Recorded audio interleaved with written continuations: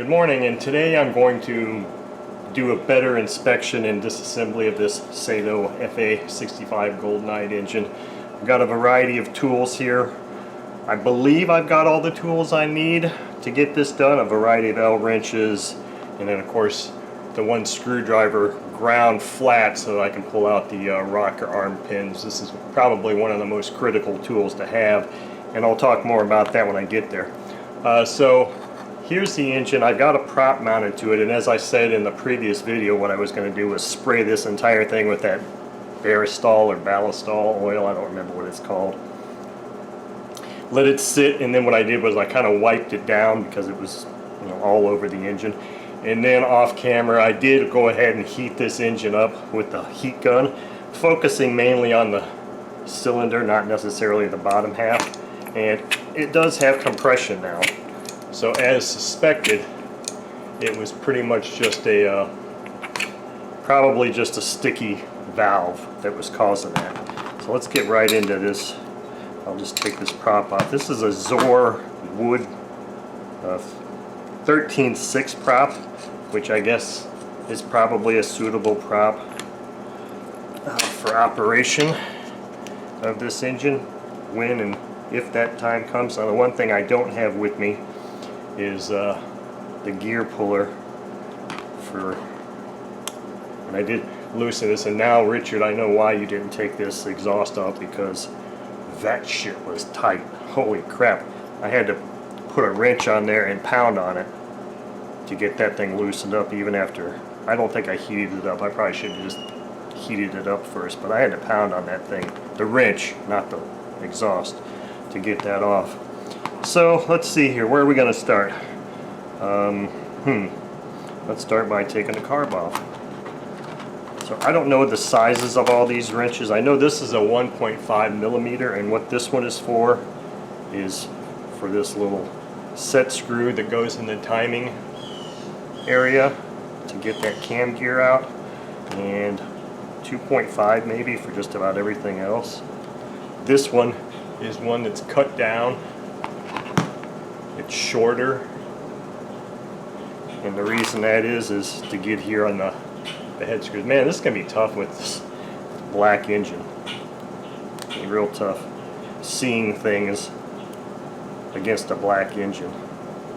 I also didn't think about pulling out a bin to put these parts in. Oh, this thing is oily and slick. Maybe this will help. All these things are oily and slick now. Okay, so let's pull the carb off. It does have the little metal part there that it should have. Take that off. I'll pull this intake manifold off. The intake manifold looks fine. I don't see any issues with that. It felt like there was a good seal there.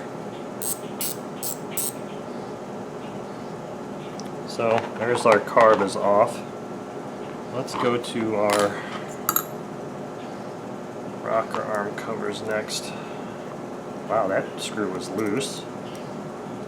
That was not real tight. Not tight. That was the tightest of all. So 3 of the 4 screws were really loose. Probably if you could have got your fingers on them, they would have been hand tight. Which makes me wonder if Richard was in here and he noticed that there was a stuck valve when he said stuck valve. Oh, that's almost too tough to turn over now. These both operate. Oh, yeah, it's got some. The compression obviously feels stronger when I don't have a lever arm of a prop on there, but yeah, it's definitely got good compression now. One thing I didn't bring out here is my glow plug wrench. Let's pull this thing out real quick. I did pull this plug out and kind of looked at the top of the piston too, and so right away this isn't even a 4-stroke plug. So there's something that whoever ran this thing didn't, or if that was a plug that was run with the engine, it was not the proper type of plug. Let me just say that. Let me use this one here that's not cut down. That's too... Okay, I'll just use this. Pop this rear cover off before... No, it's just... Why am I not able to get in on this screw here?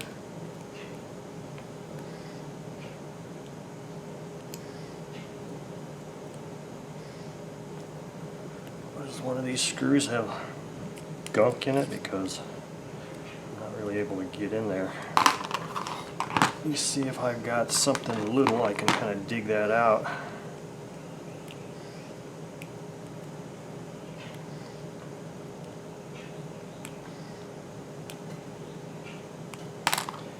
There's some crap in there keeping me from getting good engagement on the screws. Okay, since that's loose, I'm going to go to probably one of the next most critical steps when you're disassembling a Sato engine, which is removal of these pins. God, this is tough with a black engine. Removing these pins so you can get the rocker arms off, because if you don't have a screwdriver that fits perfectly, I mean perfectly, in that groove, and trust me, I know from experience, you can either A, break the tip of the screwdriver, because these are hardened, and sometimes the screwdriver is hardened, or you can start to chip out or slip and open that slot up a little bit. And you open that slot up and you're in for a world of hurt.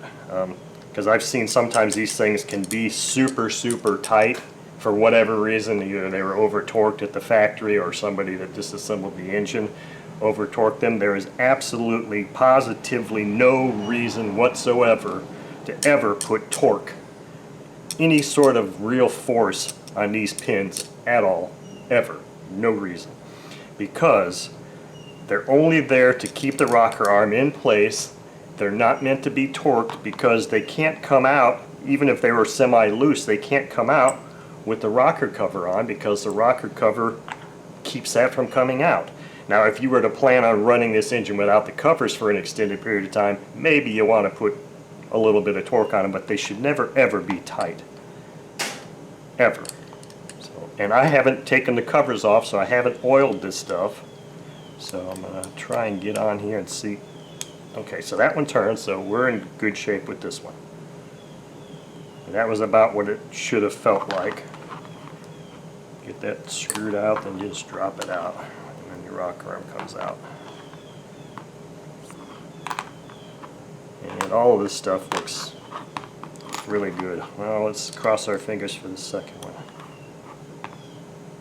Okay. Okay, so that's always the hurdle. I've had customer engines that have given me trouble. It's not a big deal if it's my engine, because it's just not. But if it's a customer engine, the reason this is so critical, and here's one of the rocker arms. It looks brand new. The reason it's so important is because you can't drop the valves. You can't remove the valves from the engine if you can't get the rocker arm off. I mean, it's just plain and simple. It's just the way it is. The other thing I don't have before I go dropping the valves is I got to try and find a magnet again. And so I got some other things. It's been so long since I've done one of these engines. Let's pull these screws out now. Been so long since I've done any of this stuff, I've kind of forgotten some of the order of operation. Okay, so let's see what the inside of this thing looks like.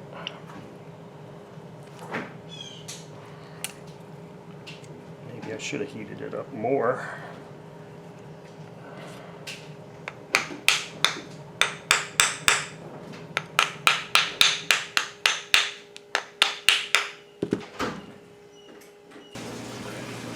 Okay, well, since this is wanting to come off,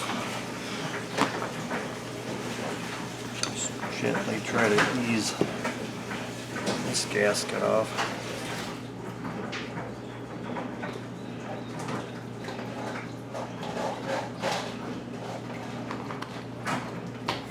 rocker cover gasket.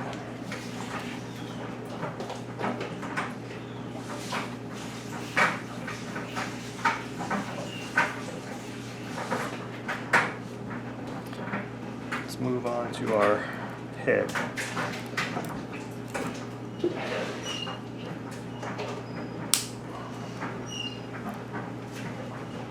Listen. That snapping sound is something you should hear. It's an indication that this engine has been torqued from the factory and has never been opened. That's the sound you want to hear.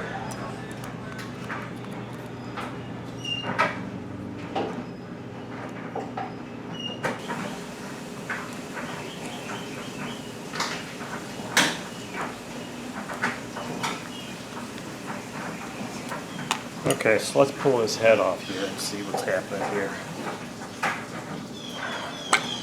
Wow, okay. Look at that. Look at that. That piston looks brand new. I keep looking up because I've got this camera here that's filming my head. It's got a real glare on it. That's why I keep looking up like this. So I'll just ignore that. But look at this engine looks brand new. I mean, if you were to just look at it. Now, here's some kicker too. These are little Teflon discs that guide pin guides so that it doesn't score the cylinder. You want to make sure that they're there, and you don't lose them. So, unfortunately, it was probably not a good idea for me to do this, since I haven't got that rear cover off, because that's just kind of a dummy. So I'm going to have to pause videos here and get the heat gun and get this rear cover off. In fact, I'm going to pull these rocker push rods off, and to protect my piston and stuff, I'm just going to kind of reseat this head.